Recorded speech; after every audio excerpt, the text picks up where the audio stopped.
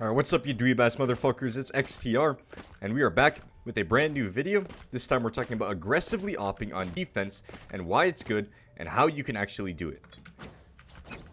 So aggressively opping on defense is, a lot of people come to think of it completely wrong, right? They put themselves in positions where they can't really escape, and they think that that's good. So like a position like this, yes, if you're Jet, you can get out of here.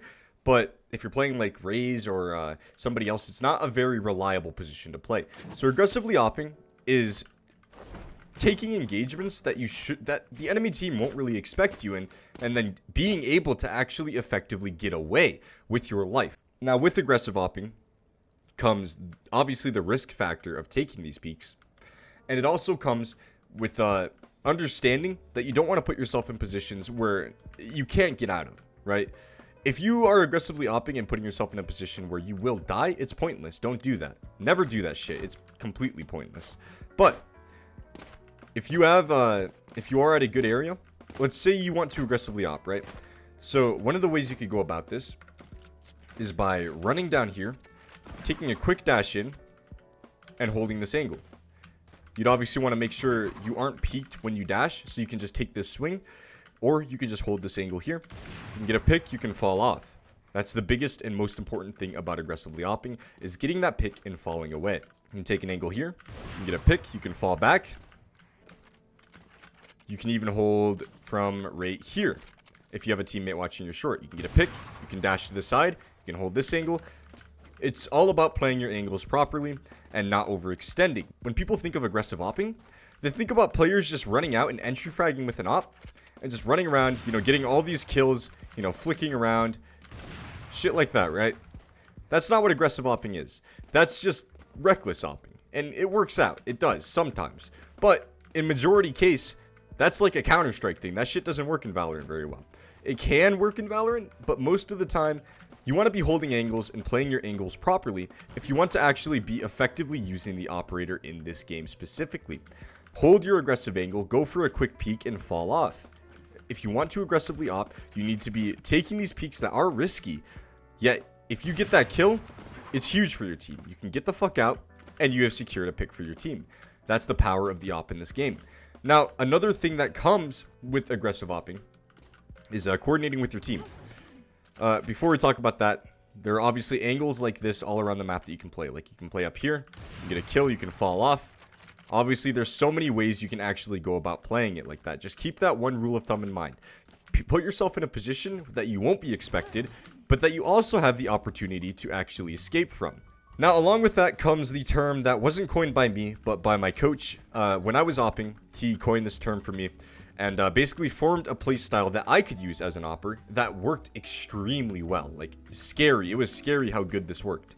Now, with aggressive opping always comes the big barrier of the fact that people are going to start expecting your aggressive plays.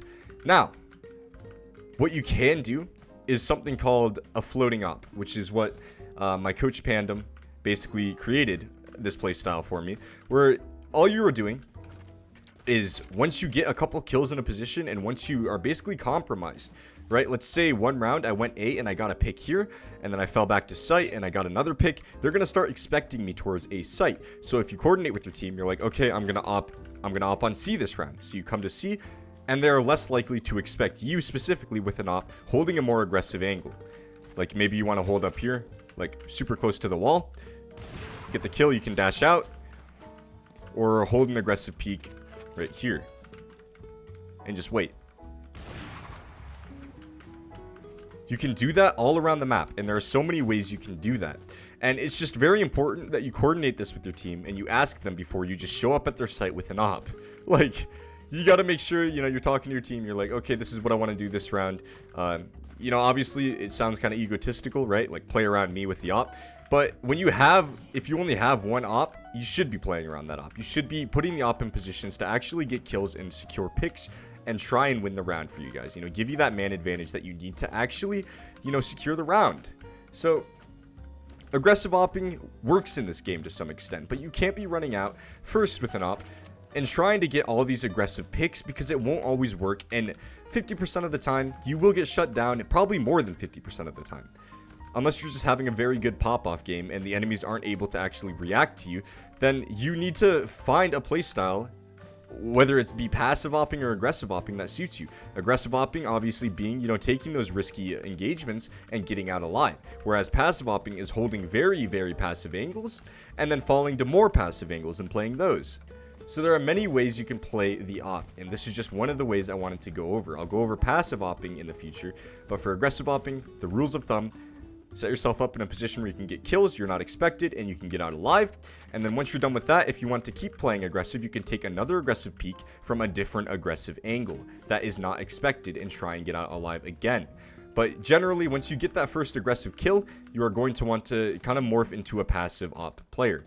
And floating around with the op is something that is very strong if done right. It makes it so you're not predictable. The enemy team never knows where the op is going to be, and that is just very strong. It's a very strong way to play with the operator. So yeah, that's about all I wanted to say. Goodbye.